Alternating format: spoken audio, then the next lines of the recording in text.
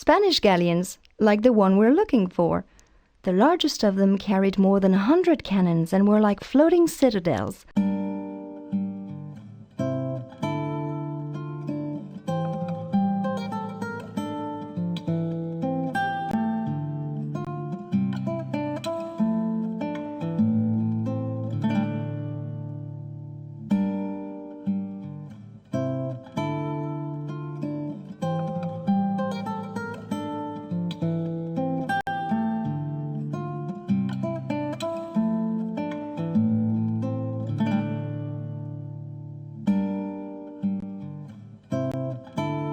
Ah, the invincible Armada.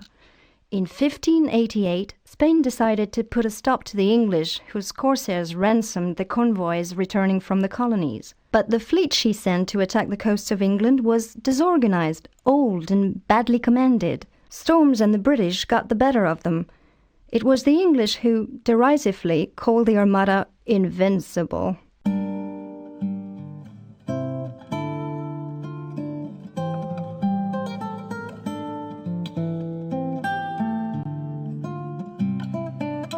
The Battle of Lepanto.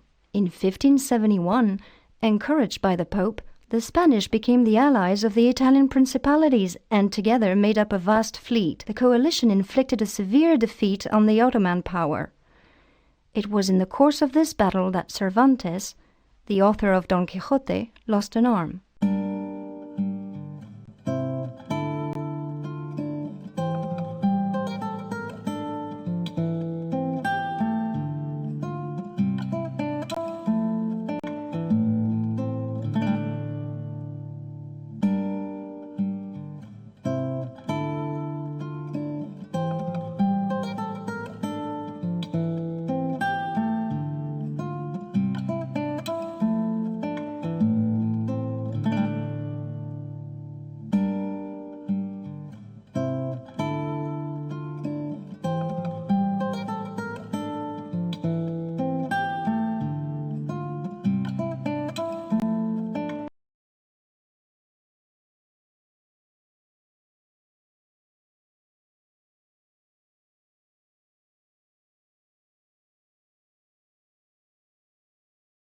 In the 12th century, Marco Polo opened up the famous spice route. 200 years later, Islam extended its influence to the whole of the Middle East. The spice route was threatened. It became essential for the European countries to find a maritime passage to India. The Portuguese were the first to undertake the quest. In 1430, they began to explore the coasts of Africa, and in 1487, Bartolomeo Diaz rounded the Cape of Good Hope.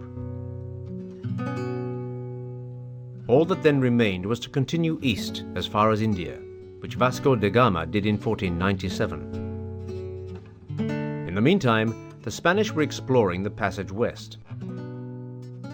On October the 12th, Christopher Columbus set foot on dry land for the first time since leaving Spain. He thought he'd reached India. He had, in fact, discovered the Americas. In 1494, the Treaty of Tordesillas regulated commerce with the colonies. It divided up the lands to be discovered between Spain and Portugal. Nothing for the other countries. While the Portuguese continued to advance toward the Far East, the Spanish explored the West Indies, the majority of which had been granted to them by the famous treaty. In 1513, Nuez de Balboa crossed the Isthmus of Panama and reached the Pacific coast. The problem was to find a waterway between the two oceans. Possible, said Magellan, a Portuguese mariner who'd been dismissed by his king and who now proposed his services to the Spanish crown. The Spanish liked Magellan's project. If he succeeded, they would at last be able to open a western route to India, a dream they had long cherished.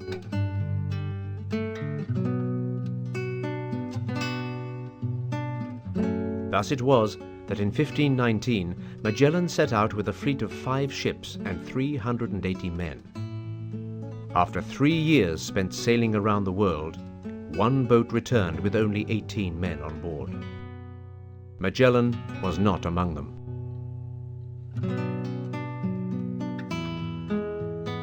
Their discoveries traced the trade routes which the Spanish and Portuguese would later use.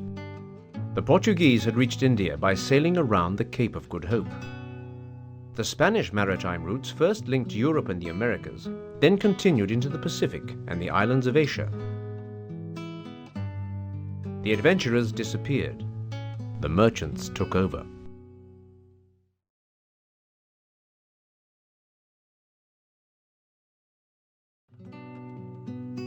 Spain wasted no time in organizing the exploitation of the New World. In 1503, only 11 years after Christopher Columbus's first voyage, the Casa de Contratación was founded in Seville. All ships trading with the New World were registered there. In 1537, King Charles V instituted the famous flotas, squadrons of galleons which would continue to sail for nearly 3 centuries. Each year, 2 flotas, loaded with supplies for the colonists, left Seville for the Americas. They also carried mercury, which was indispensable for exploiting gold mines. After 50 days at sea, tossed by storms, plagued with disease and decimated by epidemics, the exhausted crews arrived in the New World.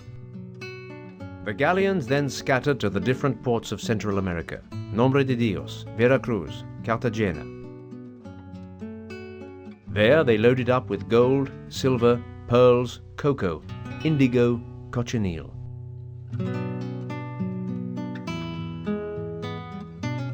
At Veracruz, they took on board porcelain, silks, jade that had come from China to Acapulco on the Manila galleon. When spring came round, all the ships of the flotas came together at Havana. The long voyage home could now begin. And what a voyage! Pirates and buccaneers prowled the seas in search of isolated galleons. Even more fearsome than the pirates were the extraordinarily violent storms that could shatter the ships on the reefs to either side of the narrow channel between Florida and the Bahamas. The losses were considerable. Nearly half the ships that sailed from Seville never returned. And yet, in 1.5 centuries, tons of gold and silver were brought back to Seville and Cadiz. The West Indies were long the principal source of Spain's wealth. The situation could not last forever.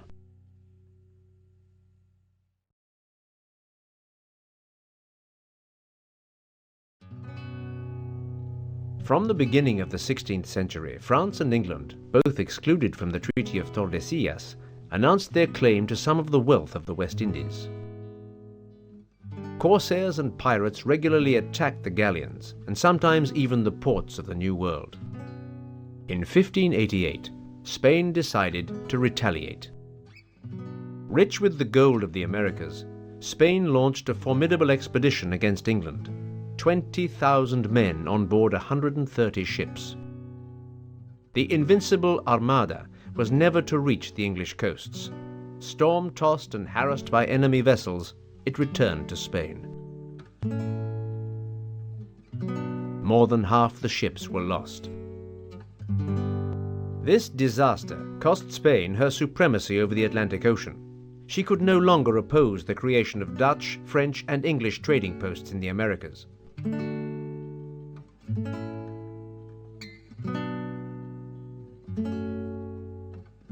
Unlike the Spanish, the northern countries were not hampered by a rigid, centralized system. Colonial trade was left in the hands of private companies.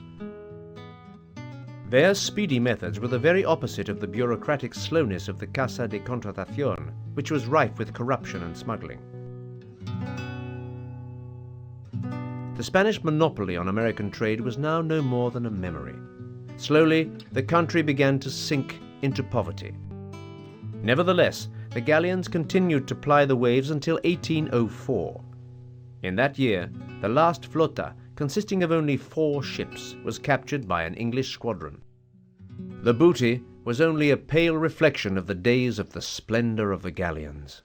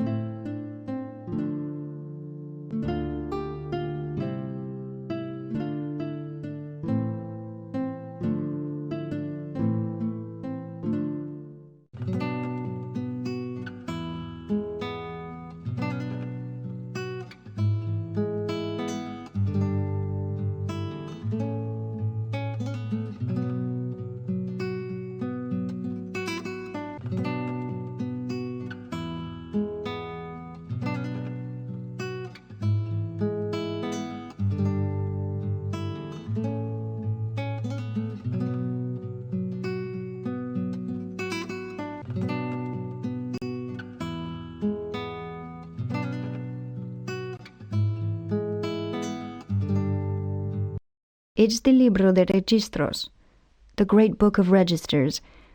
Tell me again what we're looking for? It'll take me about 3 days.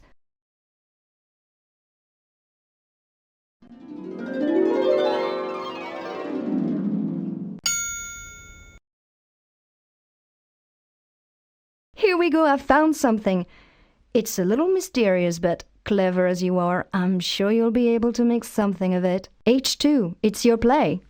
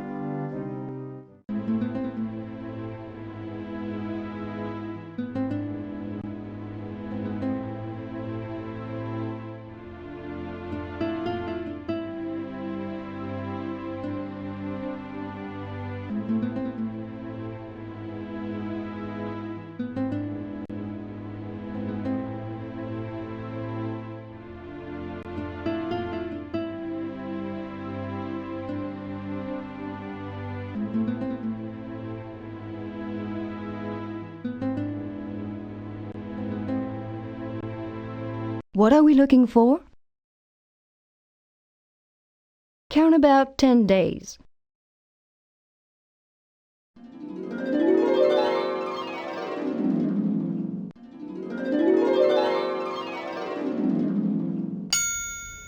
This is it! The San Antonio, June 1622. It was carrying tobacco, indigo. I can't decipher the rest. The document is very damaged and the name of the captain is totally illegible.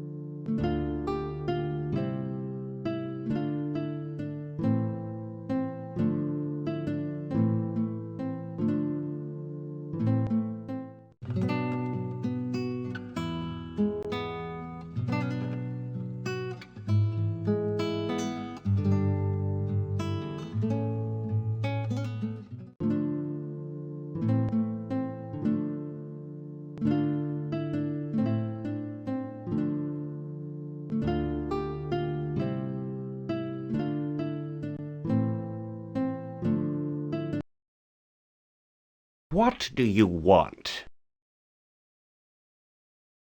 St. Anthony, go out on the terrace and meditate on his statue. I'm sure he'll inspire you.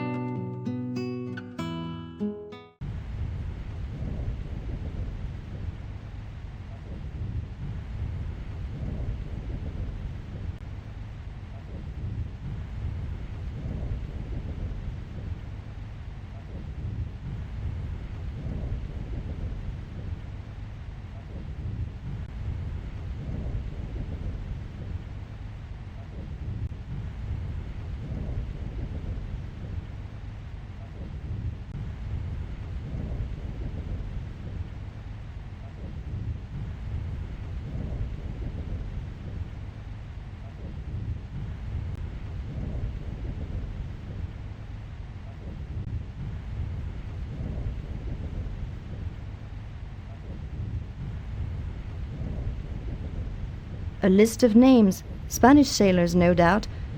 Dates. Do you think one of them might be of interest to us?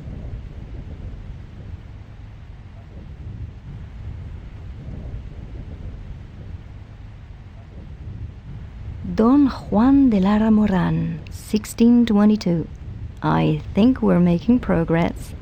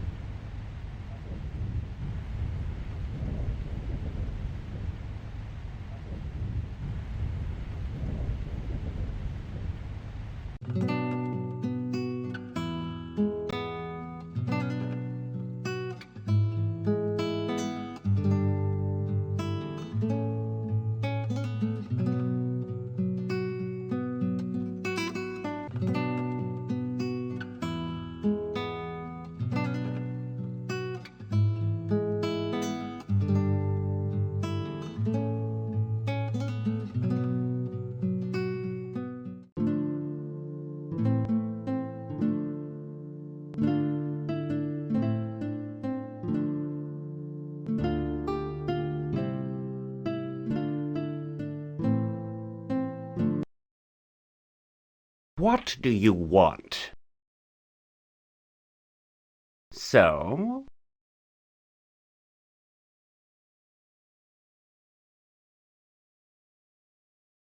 Ah, I see. The gentleman is a connoisseur. In that case, I imagine you'll be able to answer this simple question. What was the name of the treaty that divided the world between Spain and Portugal?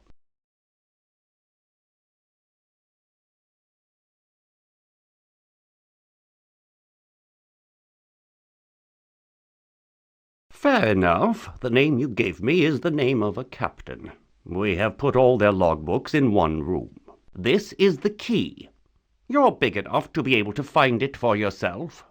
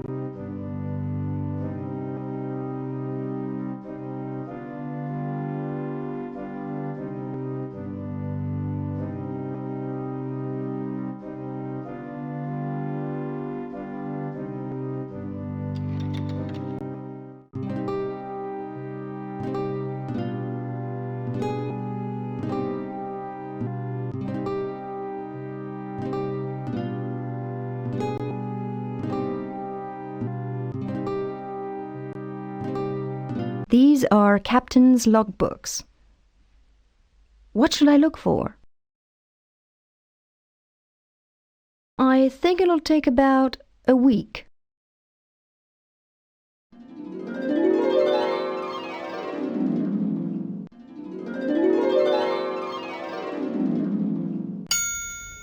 I found an extract from the logbook of the San Antonio. It sailed from Seville for Cartagena on the 25th of August, 1621. Fancy that! It was carrying mercury. After Cartagena, it sailed to Nombre de Dios, where it unloaded the mercury and then on to Veracruz in February. After that, nothing.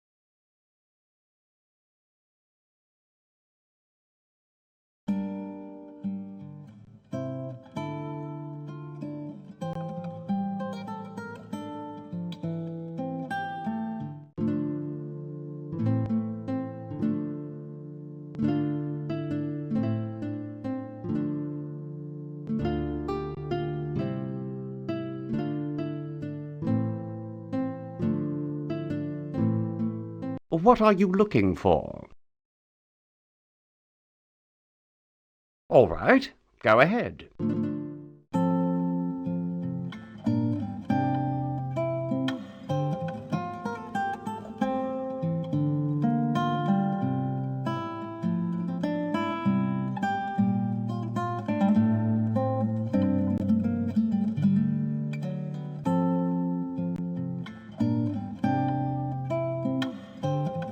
Sorry, I can't see a single document of interest to us.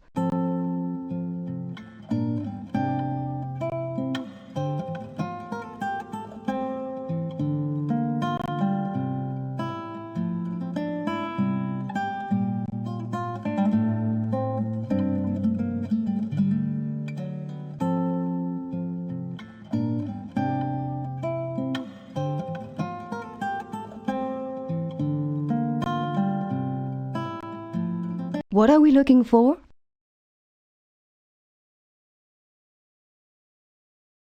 It'll take me 5 days to wade through all that.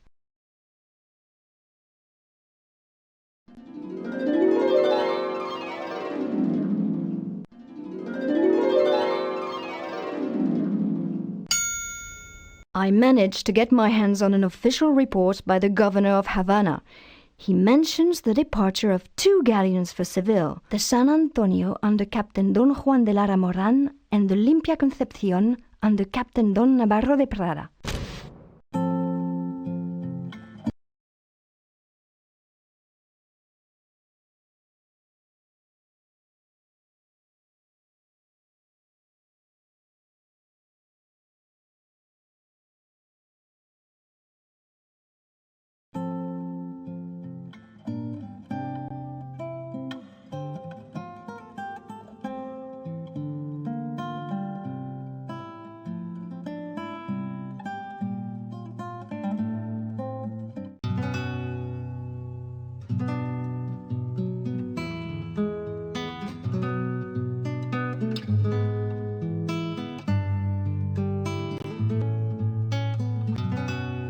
Oh, look!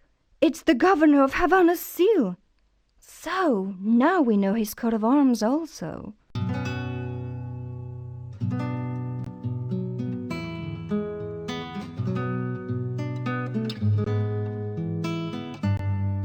These are the family archives of the governor of Havana. Give me 10 days and I should be able to come up with something interesting.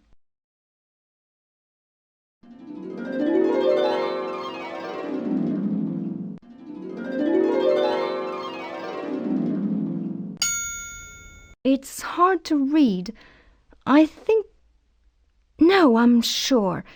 It's a confidential letter from the military governor of Havana to the captain of the San Antonio, informing him that the Marquis of Monte Alegre is to sail on his ship. This Marquis was no poor man, I can tell you that.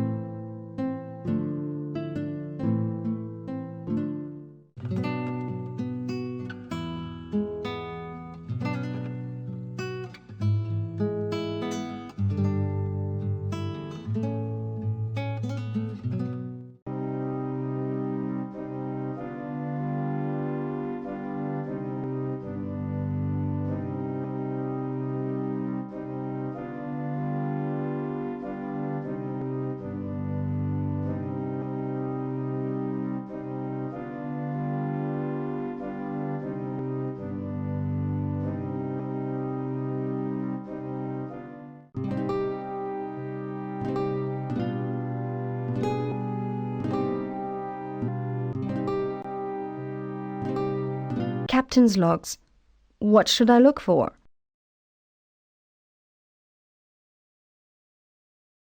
I think it'll take about a week.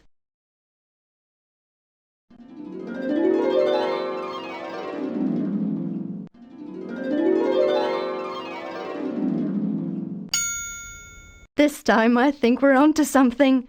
It's an extract from the log of Don Antonio Navarro, the captain of the Olympia Concepcion. He says he was sailing not far from the San Antonio when the storm broke. He saw the San Antonio going down. He even picked up the survivors. You see, here's a map.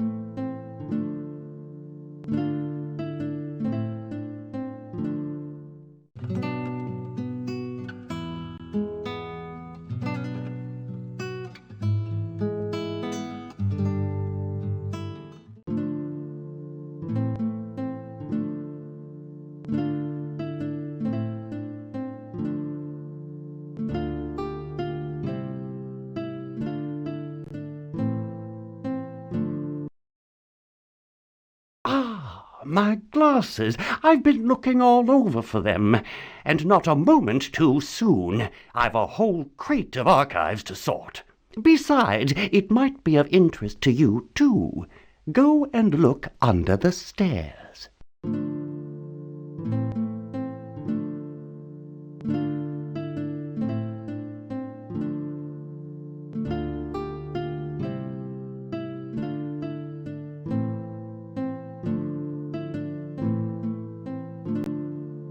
They're the Veracruz archives between 1619 and 1625.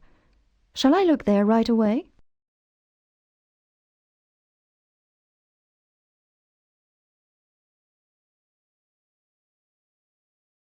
It'll take me 3 days to wade through all this.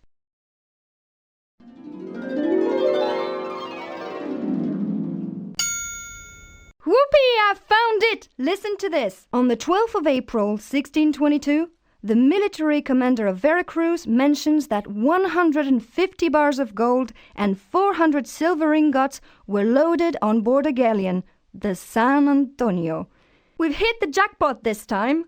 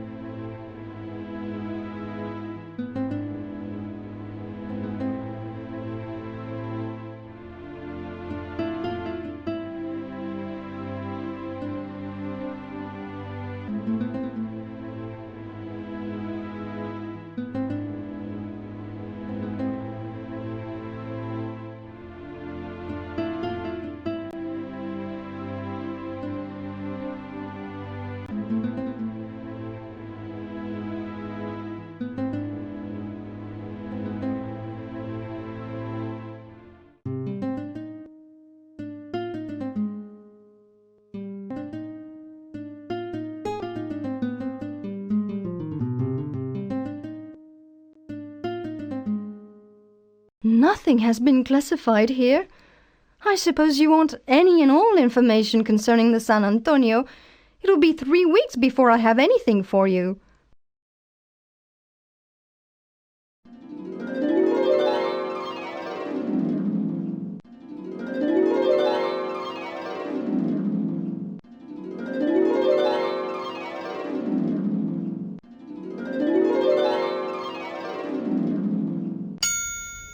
Testimonies by survivors from the wreck. They indicate the precise position, Now you have enough documents on the San Antonio to be able to start looking for the wreck. I advise you to leave Seville and start preparing for the expedition.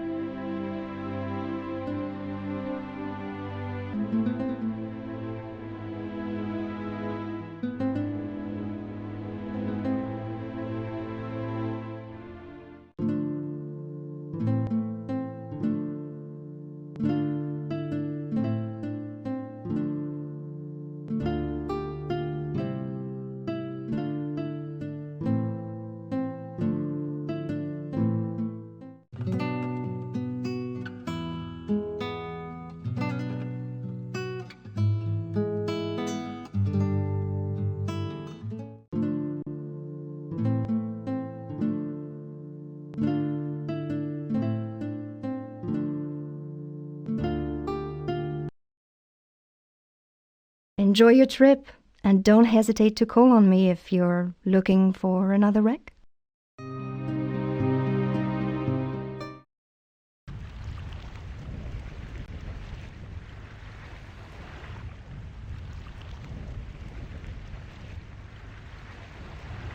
You again? Do you want to come in?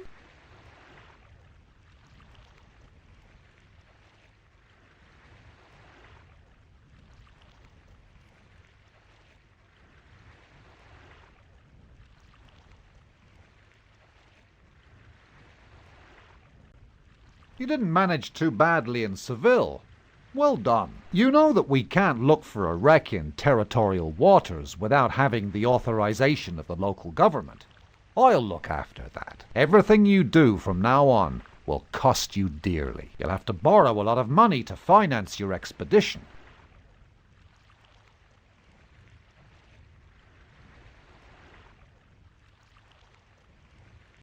What you want? Sort that out for yourself. I'm not your mother. What you want? We've sailed a lot together. He's a good man.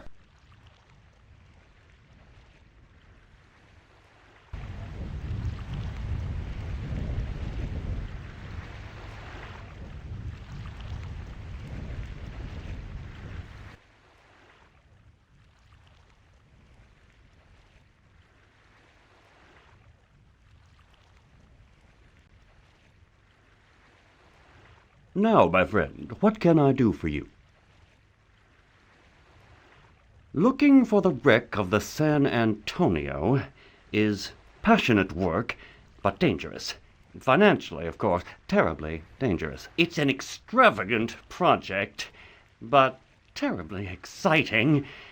I'll be a devil and invest $500,000. I'm taking a great risk, you know, but so be it. In return, I expect 50% of the possible profits. Very well. You'll have to find someone else.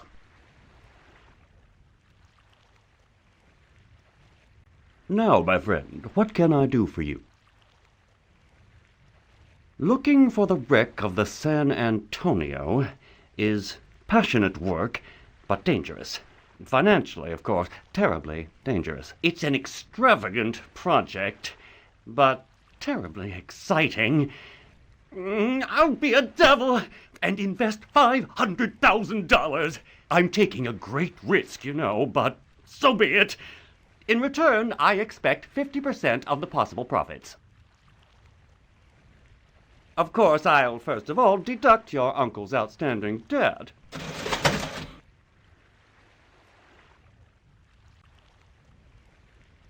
Now, my friend, what can I do for you?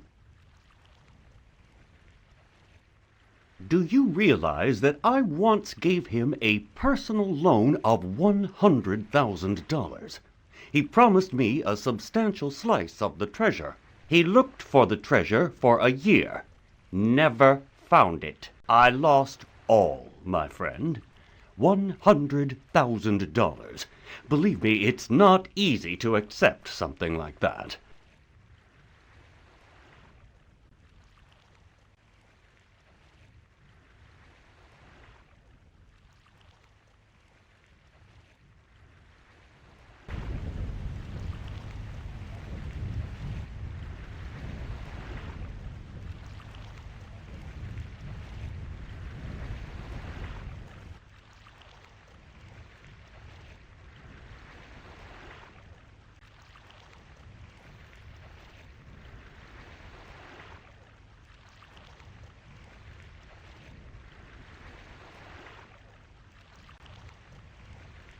What do you want?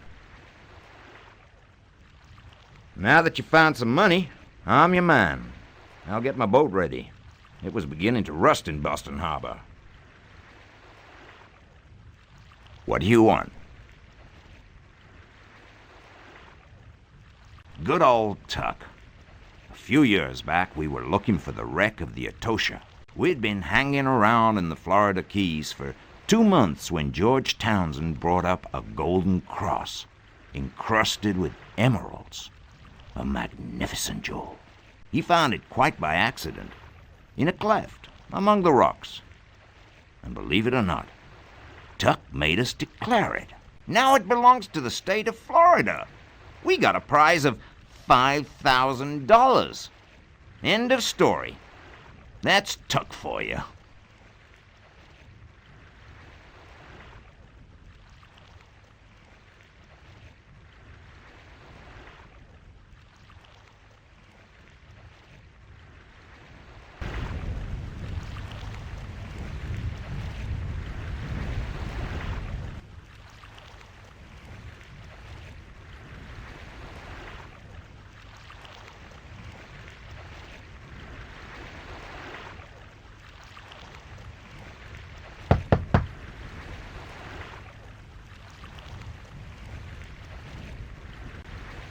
What do you want?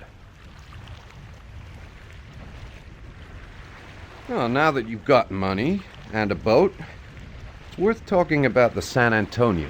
According to your documentation, the wreck is right on the sandbank of the Bahamas. It shouldn't be any more than 30 meters deep. I'll see to the team and the prospecting equipment right away. What do you want? Well, some people might think he's an adventurer, but believe me, he's a true professional. It's hard to find anyone more demanding or more meticulous when working a wreck.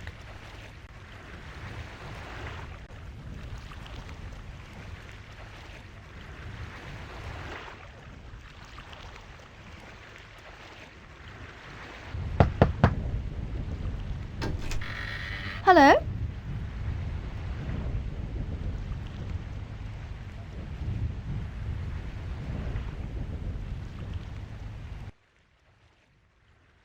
So, still looking for treasure? Now that you've got money and a boat, you need a qualified archaeologist. Without me, there's no expedition. I'll pack my things and meet Captain Blake in Boston Harbor.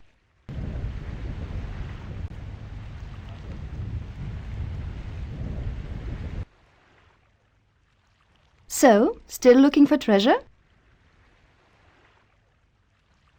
We can examine everyone in the village if you've nothing better to do.